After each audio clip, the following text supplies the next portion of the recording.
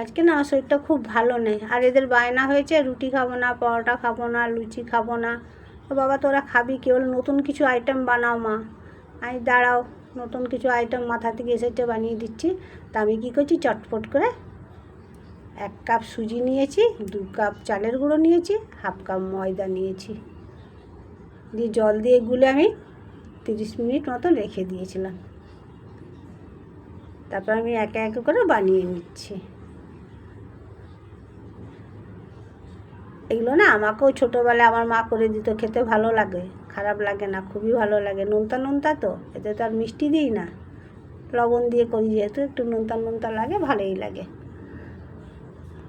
আর তাড়াতাড়ি হয়েও যাচ্ছে, আমারই সুবিধা হলো, তোদের ভালো তোরাই আমার ভালো করে দিলি, ভালো হলো। আর দেখে বলো কেমন হচ্ছে গো, ভালো হচ্ছে? ভালো যদি লাগে লাইক শেয়ার কমেন্ট করো, আর তার সাথে না একটু সাবস্ক্রাইবার করে নিও। তাহলে তোমরা ভালো থেকো, টাটা বাই বাই, পরের ভিডিওতে দেখা হচ্ছে।